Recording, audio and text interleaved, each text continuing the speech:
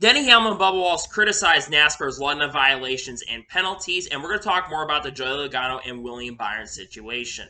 What's going on, guys? It's Daniel, and welcome back to your video. We've got a ton of NASCAR and other motorsports stories discussed here today on the channel. Let's go ahead and just jump straight in those really quickly. We're going to go ahead and start with paint schemes and sponsorship news first. Let's jump in those really quickly.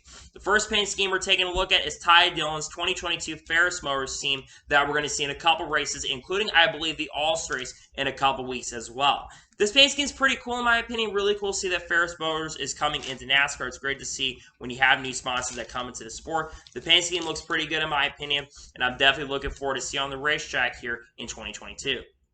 And the other paint scheme we're taking a look at is Brad Keselowski's 2022 Kings Hawaiian scheme that we're going to see in 2 races this year, this upcoming week at Kansas, and we'll see it later this year as well.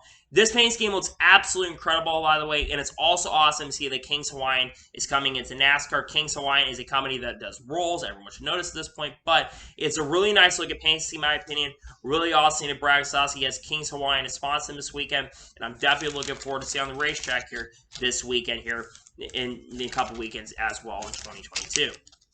And now we're going to jump on to the next story of today's episode, as we're going to talk about the Mid-Ohio Truck Race, as they have a title sponsor for the race. It's going to be called the O'Reilly Auto Parts 150. O'Reilly has a sponsor in the truck series for many years, including in many races throughout the years. I think for like 50 or 60 truck races have been sponsored by O'Reilly through the years. So it's no surprise they're sponsoring the Mid-Ohio Truck Race. Of course, this will be the first ever truck series race that has taken place at Mid-Ohio. Really cool to see that, and I'm glad to see that O'Reilly is sponsoring the Mid-Ohio Truck Race.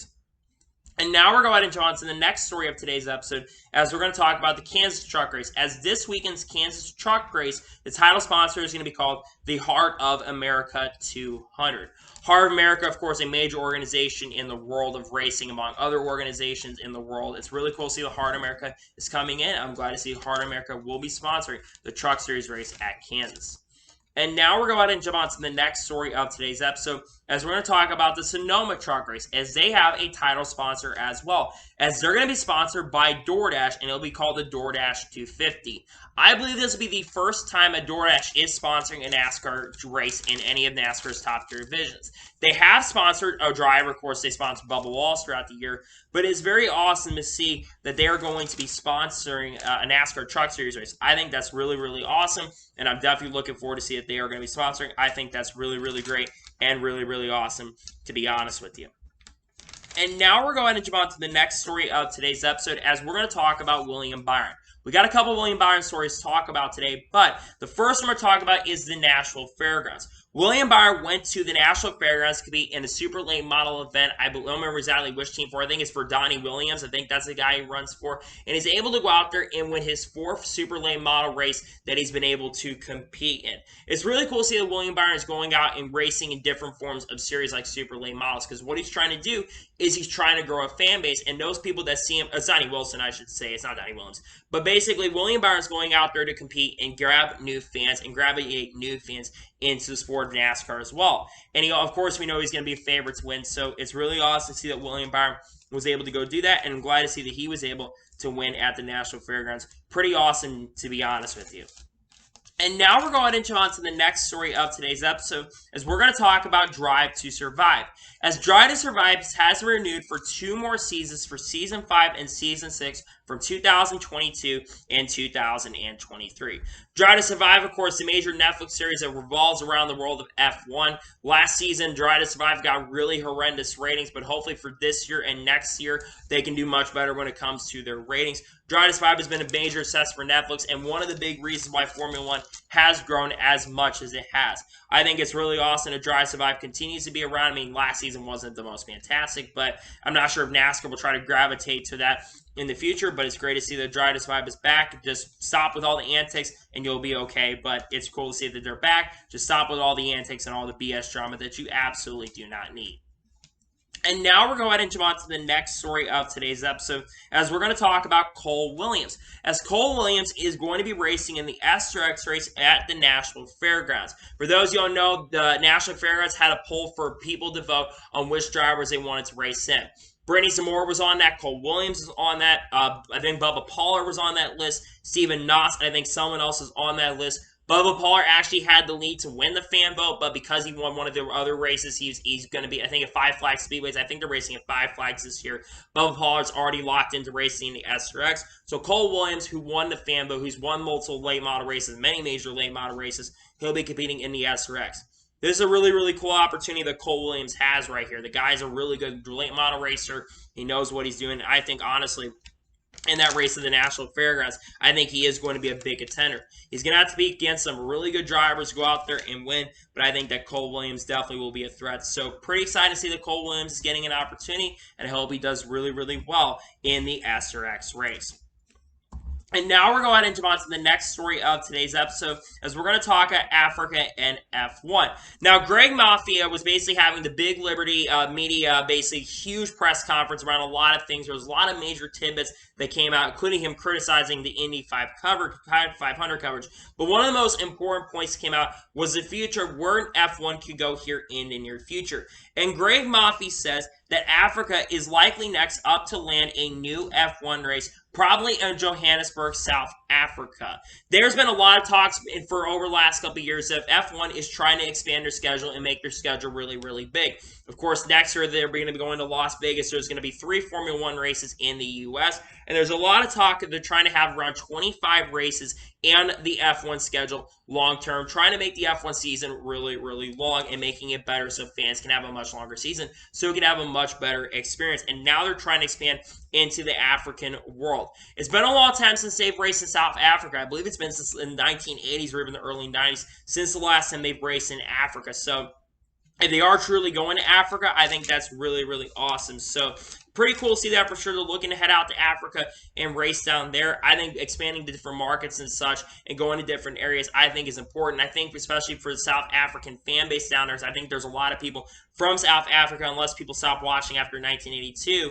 I think that if a lot of fans really enjoy it, I think they will continue to go to South Africa. So hopefully they will go there, and hopefully we'll see them race in South Africa in the future, to be honest with you. And now we're going to jump on to the next story of today's episode, as we're going to talk about Nick Sanchez. As Nick Sanchez confirmed on social media that he is expected to be competing in the NASCAR Xfinity Series race at Homestead Miami Speedway later this year. Nick Sanchez already made one start this year in the NASCAR Xfinity Series, I believe at Phoenix earlier this year. It wasn't the most impressive performance. I think he finished in the top 30, if I'm not mistaken. I don't entirely remember, but he's expected to run around 4 or 5 races with Bubba Wallace Motorsports. He's gotten 1 or 2 ARCA wins. He's got 1 doing this year, 2 career ARCA wins up to this point. For Nick Sanchez, hopefully the goal in that race at the end of this year is just try to gain experience. If he can go out there and gain as much experience as possible, I think that's going to be something that's really, really good for him. So hopefully Nick Sanchez could do really good, and I'm glad to see he'll be racing at the Homestead race in for the Xfinity Series. And now we're going to jump on to the next story of today's episode, as we're going to talk about Matt Crafton. As after the Truck Series race post-race inspection went through, Matt Crafton unfortunately was DQ'd for being too low in the front of the truck. Matt Crafton had crossed the finish line and had finished in 5th position. I don't know how many top 5s he had up to this point, but he had crossed the finish line and was going to get a top 5.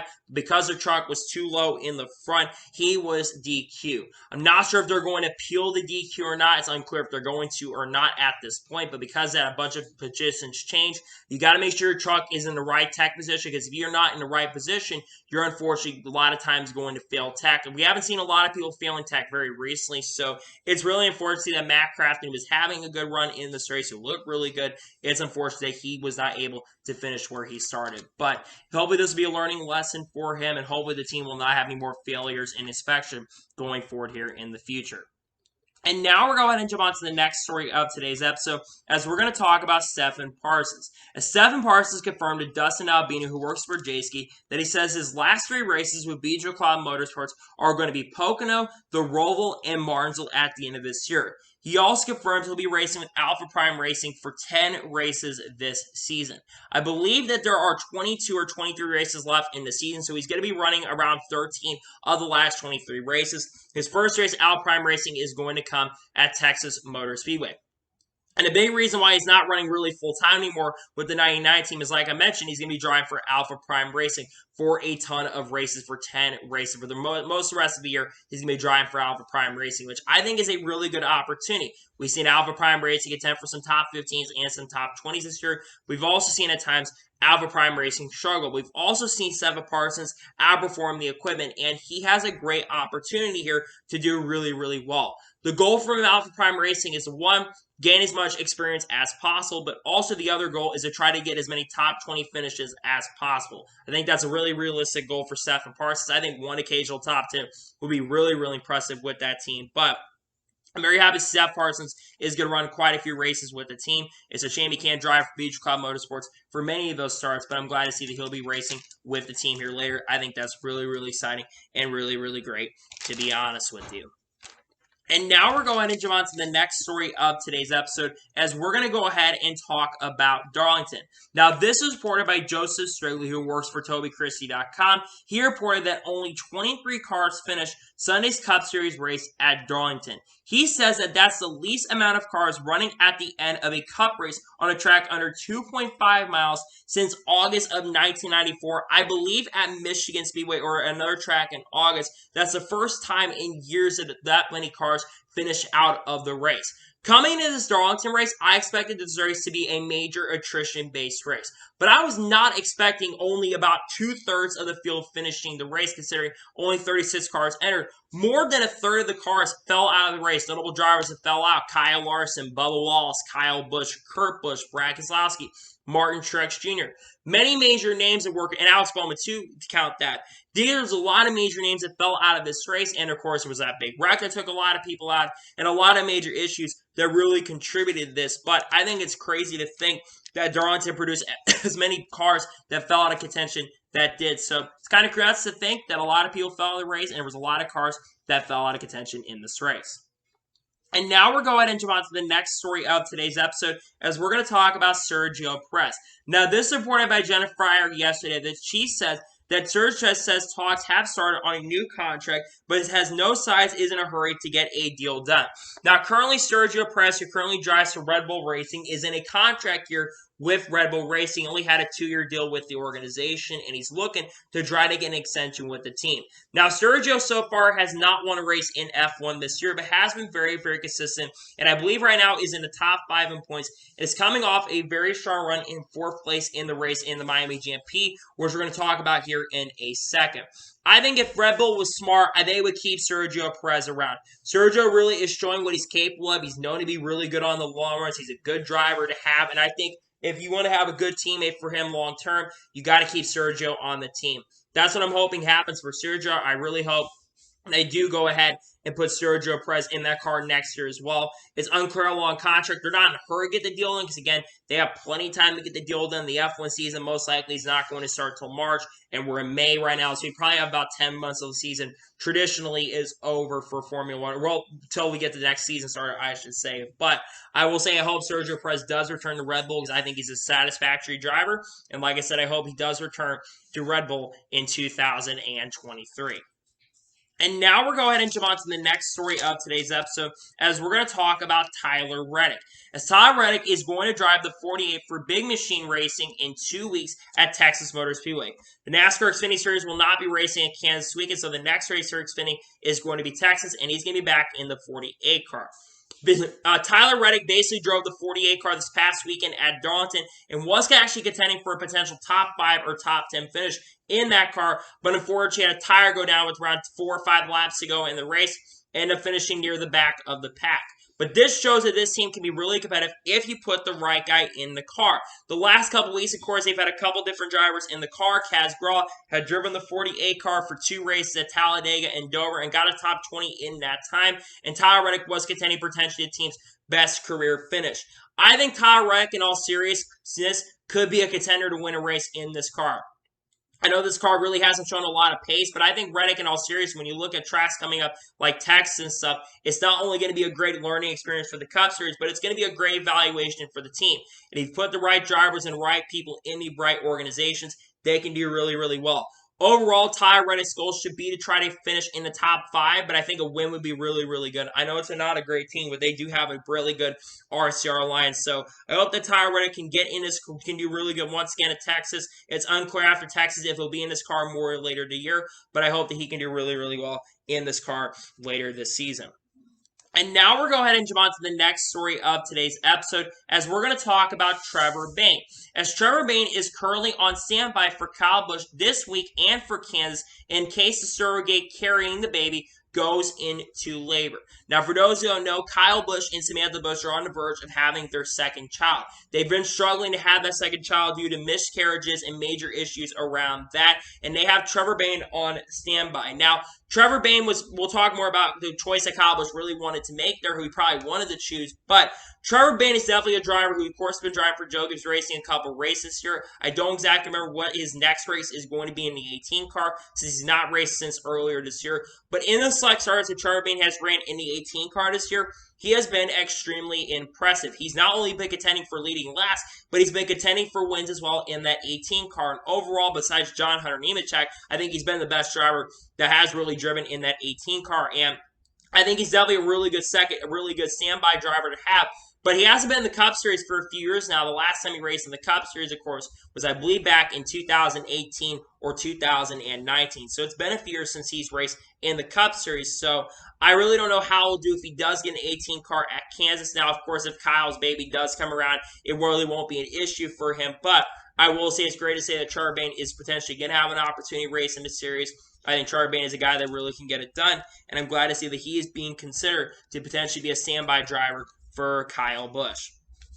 And now we're going to jump on to the next story of today's episode, as we're going to talk about Mario Andretti. As the guy who runs the organization for McLaren, Zach Brown, confirms that Mario Andretti is going to be driving a McLaren F1 car in practice at Austin later this year. Mario Andretti, probably the greatest racer of all time in the world of motorsports. He's won every major accomplishment, is 82 years old, and is going to drive a car in FP1. That is absolutely amazing. Mario Andretti, was like I said, has won everything basically that he can get his hands on. He's pretty much won everything, and I think it's really cool that he's going to have an opportunity to drive in practice with the team. Now, my big question around Mario Andretti is he going to be really, really competitive or not? I really don't know if he's going to be extremely competitive here because, again, he's 82 years old. He's in his early 80s in practice. If he's really quick in practice, because, again, he did only about 30 years ago in his upper 50s, he was racing. I mean, he was testing cars and stuff back in the late 90s and early 2000s. And, of course, he does a two-seater IndyCar still, but the two-seater is much different. But it seems like he still knows what he's doing, and it's so cool to see that Mario Andretti is going to get an opportunity to drive a Formula 1 car, a modern Formula 1 car. For a guy that's kind of getting up there in age in his 80s now, I think it's just amazing to see that Mario Andretti still has that urge to wanting to continue to race. I think having that urge to race is something that's really been needed for racing for many, many years. And again, very happy to see that Mario Andretti is getting an opportunity to race in a McLaren F1 car, really in a practice session, of course, in Austin, really in a test session. I think it's going to be good to have a guy that can know what he's doing, and we'll see him in a F1 car at Austin later this year. I think that's one of the best things we've heard this year so far. We're still, of course, waiting on to see if Andretti Global is going to join Formula 1, but it's really cool to see that Mario Andretti is getting an opportunity to drive a Formula 1 car in Austin. And now we're going to go ahead and jump on to the next story of today's episode, as we're going to talk about the Miami Grand Prix. Now, yesterday, of course, was the Miami GP, the first ever Miami Grand Prix, and we saw a really not the most exciting race in the world. Max Verstappen put on a dominating clinic. He passed Charles Leclerc around on lap number 8 of this race and was able to pull away and dominate. There was one major incident that happened in this race between Lando Norris and I believe Pierre Gasly. Pierre Gasly was having a problem on his car and basically went into Lando Norris and spun Lando Norris out. Lando Norris, of course, very, very mad. He was not really having a great day to begin with. The strategy really wasn't great for McLaren, and unfortunately, he fell out of this race. Late in this race, we saw some strategy where some guys took some soft tires, but most of the guys were on the hard tires. It came down to a battle between Charles Leclerc and Max Verstappen for the victory. Charles Leclerc tried to make a move on Max Verstappen, but Max Verstappen eventually got out of the DRS zone, so he had a better car than Charles Leclerc in the straights, and pulled away and was able to pick up, I believe, his 22nd or 23rd victory or something like that. Max Verstappen has won back-to-back races here, and he's definitely currently on a roll at the moment. Max Verstappen definitely trying to get a championship defense. I think it's going to be tough for him to win it because I think there's some tracks coming where I think Leclerc is really going to shine. Leclerc, of course, finished second, so the championship even gets much, much closer. I think it's only like 20 points now for the championship, so the championship is getting much, much closer now, and I would not be surprised if Verstappen wins the championship, but huge congratulations to Max Verstappen on picking up the win here. I think it's great to see that. Congratulations to him on winning the first ever Miami GP. And now we're going into on to the next story of today's episode, as we're going to talk about the beer can situation after the NASCAR Camping World Truck Series race. Now, if you watched the NASCAR Camping World Truck Series race that took place on Friday night, John Hunter Nemechek picked up the victory. When he was doing his interview on the front stretch, someone threw a beer can and nearly hit John Hunter Nemechek. Now, Jamie Little reported that basically the person that had thrown that beer can, the person responsible for throwing that, has been found by security and I believe has been arrested as well, which is a really, really good thing. Hopefully that person is banned from the racetracks going forward. But really, this is a really big wake-up call to NASCAR for one major reason. Because, seriously, we should have stopped doing front stretch interviews after the Let's Go Brandon situation happened. Why are we still doing front stretch interviews when you have a situation where a guy seriously could have gotten hurt from a beer can? We're at 2 strikes right now when it comes to the front stretch interviews. If we have another major incident on the front stretch again, NASCAR should stop doing it. I'm saying this. If we go to victory lane and have victory lane interviews, and I understand that the emotion is really, really important. You want that emotion, but if we start going to victory lane interviews, I do believe that you're going to be briefing these drivers much, much safer. And to me, I don't understand why we're still doing front stretch interviews, especially after the LGB situation. We should be doing victory lane interviews. It's a no-brainer to me. I don't understand why we're not doing victory lane interviews when we clearly could be still doing victory lane interviews. It's very obvious that they need to be doing victory lane interviews going forward. I hope that changes. I hope starting this week, next week, for the next race at Kansas this week, they stop doing it. But honestly, I think they're still going to do it. I understand they want that raw emotion, but at the same token and same time, they need to think about the bigger picture. And to me, in my opinion, I personally think that they need to stop doing front stretch interviews and go to victory lane interviews going forward. And now we're going to jump on to the next story of today's episode, as we're going to talk about Kyle Busch. Now, Kyle Busch was being interviewed by the media about Trevor Bayne being a standby driver, and he was interviewed and says it was not his decision on the relief driver. He also mentions, though, that he says you can live down missing a race, you cannot live down missing birth of child. And basically Bob Pockrass later asked him, have you asked NASCAR about a waiver? He has not asked about a waiver currently at the moment. Now, Kyle Busch, I honestly think I know who he probably wanted to be his relief driver. I think he probably wanted John Hunter Nemechek, who I think would have been my choice for a relief driver. John Hunter is his driver currently at the moment, a guy who drives for Kyle Busch Motorsports and has some starts at Joe Gibbs Racing. Has been arguably the most successful driver in that 18 car throughout this year as well. But I understand the decision to have a veteran driver like Trevor Bayne, who of course does have the most Cup Series experience, who seems like he's the most Cup ready of anybody besides maybe John Hunter Nemechek. But Kyle Busch probably wanted to choose him. In regards to saying that you can live down missing a race, you can't live down missing birth of a child, I absolutely agree with him on that one. You can live down missing a race, and he already does have a win this year, so he can absolutely 100% live down missing a race. But missing the birth of a child, even if you're not the one carrying it, missing the birth of a child, I think that makes so much sense right there to not miss the birth of a child. I mean, if you miss the birth of your child, that's such a bad thing to do right there, and you're going to get looked at in a major, major horrendous light. So to me, I think that's a great thing right there.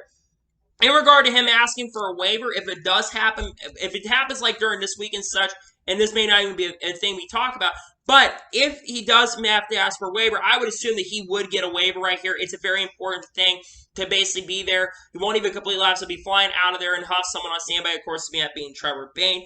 I think he would be granted a waiver if he was to ask for one. I think he would be granted a waiver. I think that it's important that he would basically needs to go out there and do this and go support the birth of his child, looking for the second child. So really, hopefully he does get that. So glad to see that he's talking about that. And overall, in my honest opinion, I'm glad to see he basically has his priority set. And I think his priority was you need to be there for the birth of your child over something else, in my honest opinion. And now we're going into on to the next story of today's episode, as we're going to talk about Jamie McMurray. As it was announced in Stage 3 near the end of the race yesterday at Darlington, that Jamie McMurray is going to be joining the Fox Sports booth this weekend at Kansas Speedway. Jamie McMurray has been working for Fox Sports since around 2019 and has had select time in 2018 and 2017 as well, working for Fox Sports. But he's been an in-studio analyst. He's been in the in-studio. He's also been on Race Hub. And I think he does a really, really great job. Already working for NASCAR and Fox, so he really knows the ropes. And Of course, we're going to his hometown track, which is getting very interesting because Jamie McMurray and Clint Bowyer are both from the Kansas area. And one thing about Jamie McMurray that I like about him as a commentator, what he does in the commentary side of things, he's a very calm dude and is kind of that middle ground. Yes, he can bring up jokes from time to time, but he really does a great job in the studio. And I honestly think that he will be that great middle ground to kind of keep Clint in check. And I also think that he'll do a good job in the booth as well. Again, I think Jamie McMurray, I'd love to see him full-time. Him and Larry Reynolds full-time up in the booth will be my preference of choice, or some other people up in the booth. I really don't know, but Jamie McMurray already works at Fox Sports. I think it's important to bring him in. He always does a good job when he works with his working with Fox, and I honestly think that Jamie McMurray is going to do a really, really good job here. Like I said, all that experience from being with Fox for many, many years, I think he will, like I said, do an excellent and a really, really solid job here. And like I said here, I'm extremely excited to see Jamie McMurray in the Fox Sports booth. I've been wanting him to have an opportunity. I love that they've had a rotation this year. Of course, Tony Stewart, Matt Kenseth, Larry McReynolds, Danica Patrick, Jeff Gordon. This week with Bill Elliott, Bobby Labonte, and Richard Petty, among a lot of other people that they've had in the booth this year, Dale Jr. as well included. It's just been such a great assortment of people they've had in the booth this year, and that's one thing that Fox has generally gotten right this year. The one major thing they've gotten right this year is the people that they've had in the booth. So, like I mentioned here, I'm excited to see that he's going to be joining the Fox Sports booth at Kansas. I think he's going to do I think he is really going to do a great job here. I think McMurray is a really good analyst. I think he's going to do an awesome job. And I'm excited to see that Jamie McMurray is going to be joining the Fox Sports booth at Kansas. And now we're going to jump on to the next story of today's episode, as we're going to talk about Kyle Busch. Now, Kyle Busch, basically at the end, near the end of stage 2 in this race, he was up front contending for a potential victory in the race. Unfortunately, Brad Keselowski got into the outside wall really, really hard. Brad Keselowski was trying to still be the first car one lap down. Keselowski had already had issues early in the race when he had some contact from Chase Elliott down the backstretch, and Brad Keselowski had a tire go down and hit the outside wall really, really hard, and Kyle Busch had nowhere to go, and the car ended up being destroyed. Now, Kyle Busch basically stopped onto pit road and did not drive to the garage. Clint Bowyer basically said that really wasn't a great thing that he did, and he basically didn't drive to the garage. I don't know if he was trying to maybe remember what happened last year, but he didn't drive to the garage. Then after basically he was asked by media members, including Dylan Walsh and Jamie Little, and he basically said that with the tires in the car basically killed and damaged, he says he could not drive his car back to the garage, which is honestly understandable. The car basically was destroyed and had a lot of damage, and it's not the first time we've seen people stop on pit road when they've had their car majorly damaged. I go and reference back to Alex Bowman, I think back in 2018 or 2016, when he had to stop his car on pit road and couldn't drive the car back due to the major damage on it. Now, I also think that he's thinking about the bigger picture as well. You have to, of course, remember last year when Kyle Busch basically drove through the cones coming into the garage and basically stopped, and basically pedestrians were driving through, and Kyle Busch, of course, got a $50,000 fine for that major issue that he basically caused. So I think Kyle Busch is also trying to remember that. Now, I don't know if he's going to get any penalties for this. It's unclear if he gets any penalties. If he gets any sort of penalty for basically stopping on pit road, I think it's funny and it does show personality. But if he does end up getting penalized for something like this, I don't think it's going to be a huge penalty. I don't think it's also going to be a major fine for Kyle Busch. I think it would be a really small fine, maybe like $10,000. But if you want to know my honest opinion, especially when your car is destroyed like it was, because this car was absolutely killed, I would think Kyle Busch probably overall, he probably will not get penalized for this that harsh, even if he doesn't. Again, I don't personally think that he needs to be penalized for it, but NASCAR might penalize him. If NASCAR does, it is the rightful choice to do. But if I was NASCAR, I would not penalize him. So we'll overall have to wait and see what happens if Kyle Busch does get penalized for not driving into the garage. But if I had to choose, I would not penalize Kyle Busch for driving into the garage. And now we're going to jump on to the next story of today's episode, as we're going to talk about Martin Truex Jr. versus Ross Chastain. Now, if you watched the Dover race last week at Dover International Raceway, you saw at the last lap of the race, Martin Truex Jr. and Ross Chastain had some contact near the end of the race. They were battling really hard. Ross Chastain came up in front of Martin Truex Jr., and Truex ran into the back of him, unfortunately spun out. Both of them had a conversation after the race. Truex really did not give his side until earlier this week. Mark Truex Jr. basically said that he was not happy with Ross Chastain. They said they're battling for third and fourth position at the time, and basically said he was air driving and being dirty around him, and basically said that dirty air was basically coming up in front of Martin, and Martin was not very happy with Ross Chastain all day long. And basically, Martin Truex Jr. criticized Ross Chastain, said that this is the Cup Series, you should not be doing what you did right there. And then basically, of course, we heard Ross Chastain basically said that they were going on a fishing trip. Well, here's the thing about a lot of people saw basically said about dirty air at Dover International Speedway. Dover has been historically known to be a racetrack that does produce dirty air. Going back through every generation of car, whether it's the Gen 4 car, the Gen 5 car, the car of tomorrow, or even the Gen 6 car, dirty air has always been a prevalent thing at Dover because it's such a fast racetrack and you have a lot of comers and goers. You're, of course, going to have a lot of dirty air. And that's one thing a lot of people probably said is, I'm not a big fan of the dirty air. And he said the dirty air sucks. Dover is a track that has been historically known to be a track that is based around having issues with dirty air. So it's not a major surprise to me that there were some major dirty air problems at Dover. And I will say, though, there wasn't as much of that in this race I've seen in previous races, though. So overall, in my opinion, when it comes to situation, I understand Mark Truex Jr.'s frustration, but he wasn't even racing you that hard. He was battling and trying to keep position ahead of you, and yes, they were losing positions, but you could have honestly passed him like a restart. You could have got around him at some point, maybe on a pit stop. You maybe not had to deal with Ross Chastain as much, but it's also because Mark Truex Jr. is probably frustrated that it's been quite a bit since he's won a race. I mean, it's been about 20 races now since he's last won, so he probably is wanting to win a race, and he hasn't had to deal with a guy like Ross Chastain, who is the most aggressive driver. And Mark Truex Jr. is the most clean driver out there, so he's not used to that kind of racing, and he's used to being driven really, really clean. And you kind of have to understand that you're at some points going to get raced hard. But I understand Mark Truex Jr.'s frustration in some aspects, too. He's trying to go out there, compete for a win, and trying to win for his team as well, and I know that he wants to go and win races, too. So I understand Mark Truex Jr.'s frustration. I totally get it, understand it, but at the same token, and at the same time, Ross Chastain is trying to win for his sponsors as well. So overall, in my honest opinion, when I look at it, I understand Mark Truex Jr.'s frustration, but the dirty air situation, it's always been a thing at every type of track you go to. And now we're going to jump on to the next story of today's episode, as we're going to talk about Toyota. Now, Jordan Bianchi had a really great interview with Toyota's executive and CEO, David Wilson, about their 1,500 wins. And they kind of reflected on about the situation in 2016, one of the most key points.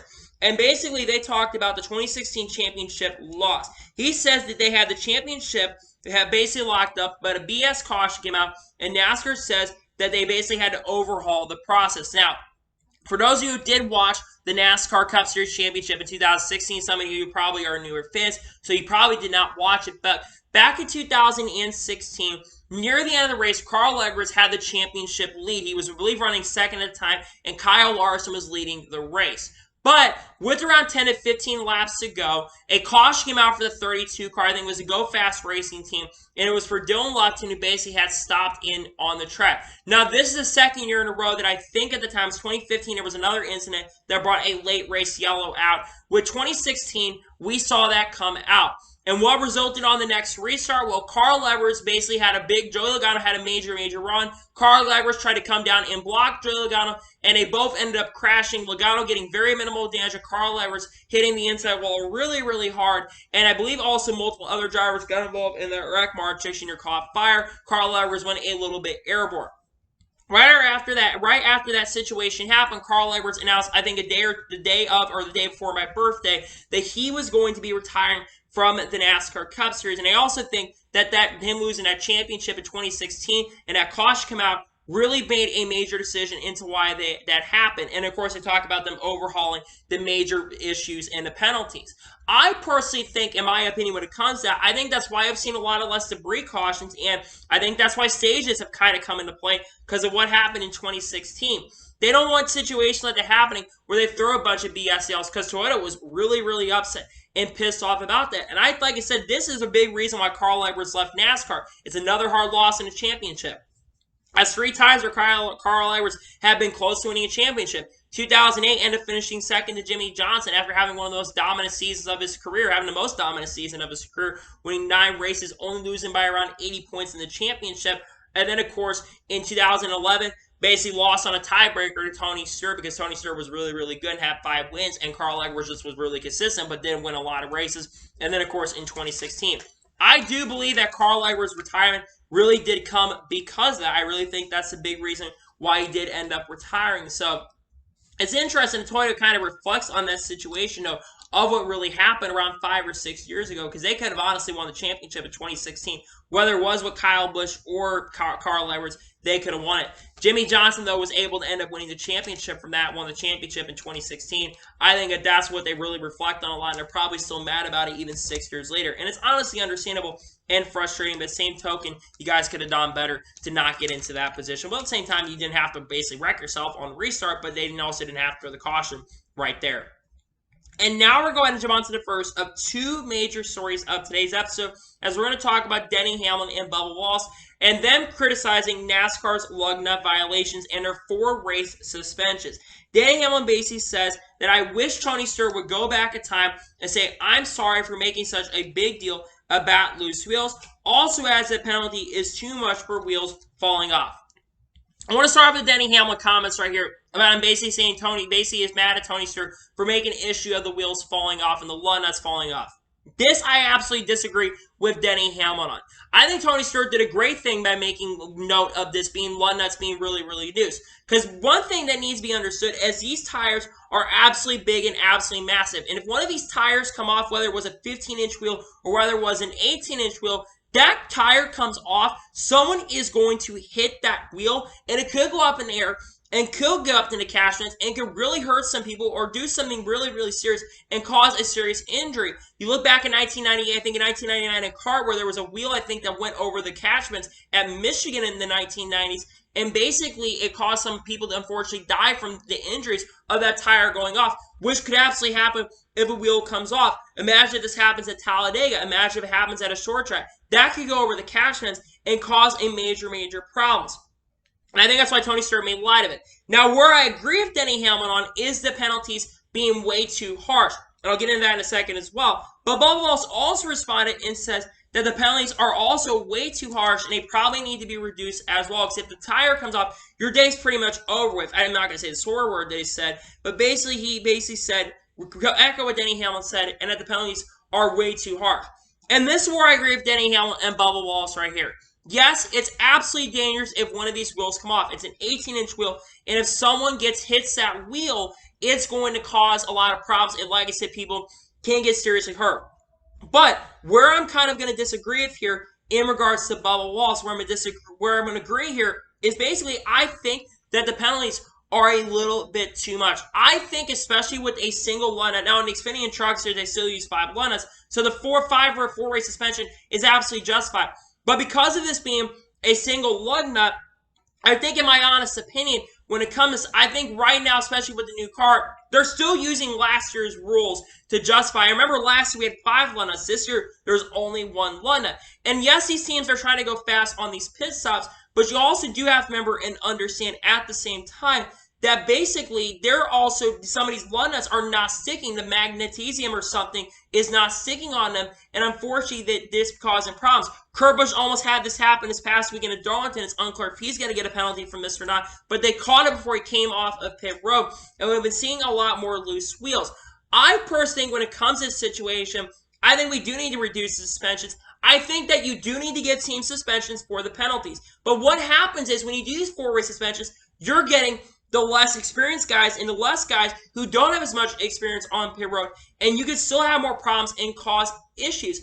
I think 4-race suspensions are absolutely ridiculous. I think personally, when it comes to these penalties, I think it only should be 2 races at the most. I think the fines are absolutely necessary. I think you can fine the teams all you want, but I think your race is almost over. But I do think, especially with the wheels coming off, it can become very, very dangerous. And I understand NASCAR wants to be giving out penalties. And again, I think penalties are justified in that situation that a wheel does come off. But at same token and same time, you also have to really understand right here that the penalties are a little bit too much in my opinion. I personally think it needs to be dropped from 4 races to 2 races at the most. I think reducing it in half. I also think NASCAR needs to invest in new pit guns as well to really increase the safety and these wheels don't come off. I think if they get better pit guns for these teams, I think it's going to really help out a lot more than it is. I think one of the big issues is these penalties, these guns, these pit guns are issued by NASCAR. And I think these pit guns, some of them are unfortunately malfunctioning. I really think they are. So that is playing a major factor into some of these issues. And I hope that NASCAR can update that. They need to update these rules. It's unclear if they're going to, but we've seen a lot of teams affected this year. You think about Joe Gibbs Racing, 2311. Both Call-It cars, Spire Motorsports, both 2311 cars have been affected by loose wheel situations. The Money team has been affected. BJ McLeod's Live Fast Motorsports. It's something that does need to be addressed because it seems like it's the one big issue that has been a problem, and something does have to be addressed about this issues. And I hope that they do reduce suspensions and fix the lug nut penalties going forward in the future. And now we're going to jump on to the final major story of today's episode, as we're going to talk about William Byron versus Joey Logano. Now, if you watched the NASCAR Cup Series race yesterday at Darlington, you saw exactly what happened. On the late restart of this race, there was a battle happened around 30 laps ago between William Byron and Joey Logano. William Byron got a really good run into the corner. Logano kind of pinches William Byron down, and Byron gradually washes up the track, and unfortunately, Joey Logano hits the outside wall.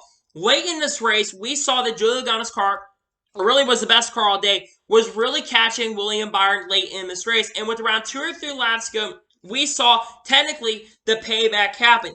And Joey Logano, instead of passing really clean with a much faster car, Joey Logano decides to retaliate on William Byron, and William Byron gets in the outside wall after major contact. Logano basically forces William Byron into the outside wall, and William Byron loses his tires. Joey Logano ends up winning the race, and William Byron ends up finishing 13th after the tires go down. William Byron was not very happy with Joey Logano after this race. He basically calls him a moron in the post-race. Basically said a couple words, basically said some really bad things about Joey Logano. And basically says, when walking back down over to basically getting to the Infield Care Center, he basically says he barely touched him in turn 2. He basically said that, basically saying that he deserved payback. He says that's stupid. He does that stuff all the time to him. Joey Logano then later in the media center basically says that he was he's a very angry driver after the contact, and basically says the gloves are off, and says that they're even, and basically said that he feels like he's the victim. I'm talking about the contact and the situation of what happened. Do I think what Joey Logano did was absolutely fair? And I'll get into other instances in here in a little bit about other instances where it's pretty hypocritical. To me, what Joey Logano did, and looking at the situation clearly, there was a video that surfaced earlier this morning, showing that Joey Logano was pitching William Byron down, and he got into the outside wall. If you're going to pitch a guy down into a corner, what do you expect? You don't have a lot of room, and you're racing the guy really aggressively. So, of course, you're going to end up in the wall if William Byron gets into. And yes, William Byron did kind of a little bit force Logano into the wall, but was it justified for William Byron to get basically dumped and ran into the back by Joey Logano? No.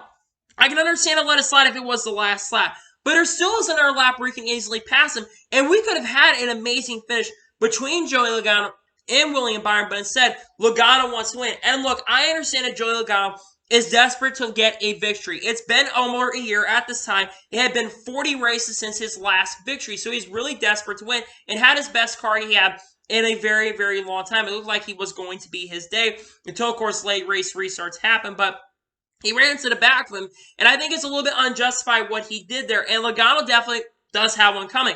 But Joey Logano, and Jeff Gordon said this too as well, he basically said that that's how Joey Logano races, and Joey Logano's been known to race people not very nice, and that's why Joey Logano does have the reputation he has. He has a really bad reputation. And then I've seen some people bring up, oh, why are we talking about the Ross Chastain situation? Why were people not mad at Ross Chastain for his move, and why are people not mad at Carl Eggers when he did it to Kyle Busch on the last lap of the race? Let me bring up some examples here. 2016, the situation between Carl Eggers and Kyle Busch, it was the last lap of the race. On the last lap, I think that's acceptable. The situation between AJ Allmendinger and Ross Chastain, AJ forced Ross and basically moved him out of the way and nearly got him into a wreck. And really, AJ does not end up wrecking in that situation if Alex Bowman isn't there. He gets moved out of the way, a move which would have been very fair because it's the last lap of the race, and Ross had already been done dirty. Another instances as well with the John Hunter Nemechek and Ty Gibbs situation, I think it was the last lap of the race, so it's kind of a fair move. But Joey Logano does have a reputation for being super aggressive. And Joey Logano at some point is going to come back and bite him in the ass. I really think it's going to come back at some point and it's going to bite him. In my opinion, I think Joey Logano is the villain in this situation. And look, I know a lot of people are saying it's going to be hard racing and you're being hypocritical because you've already said on your channel that basically said you had no problem with the Ross Chastain move. And maybe I am being a little hypocritical. And look, I'm not the biggest fan of Joey Logano, but Logano has shown that he doesn't care. And even said that the move was unintentional that Byron made. So why would you retaliate? Basically, he was going to do it anyways. So why would you not pass him cleanly? You can get a lot of respect from fans if you pass him cleanly or just gave him a little bump and not just send him up the racetrack. You probably wouldn't have got as many boosts as you did. And that's why Joey Logano has the reputation he has. Joey Logano definitely is one of the greatest drivers of, I think he's arguably one of the greatest drivers of all time. I think he arguably is. But Logano has to learn at some point that you might want to go the cleaner route. We can't just continue to have guys wrecking each other for the wins here every single race. It seems like it's becoming a weekly thing, and I think a lot of this is the win in your end system, and Logano just needs to learn at some point that race him a little bit cleaner and with a little more respect, because it's going to bite him. He won't win championships that way. He's done that to Mark Truex Jr. He's done that to Kyle Busch in the past. He's done that to Kyle Larson in the past. He's done that to pretty much every driver, raced him really, really aggressively, and he's gotten his fair share of being unfortunately affected. Chase Elliott's done that to him, but at the same token, at the same time, Logano's going to have to learn at some point that you can't just race people super aggressively and do what he did. That's my opinion on that. So, anyway, that's today's long NASCAR and motorsports video. I want to thank you guys for watching. Please subscribe to the channel, notifications to be notified when a video does go live on my channel. Follow me on Twitter, Facebook, and Instagram. And support me on pages, all lists, just below over that, and comment your thoughts on today's video. Who do you think was in right in the Joey Logano and William Byron situation? Do you think William Byron deserved the payback or not? Let me know in the comments below. And what are your thoughts about all the other stories discussed here today on the channel? Let me know in the comments below. Tomorrow on my channel, we're going to have a race picks for this upcoming race at Kansas, which will be the halfway point of the regular season. And I do have a little project that might be coming out here at the end of the week. Keep your eyes on your notifications tabs. I might have some products coming out here really, really soon. So anyway, like I said, I want to thank you guys for watching today's video. And I'll see you guys next time for your awesome NASCAR and other motorsports content on the channel like this. Take care, everybody.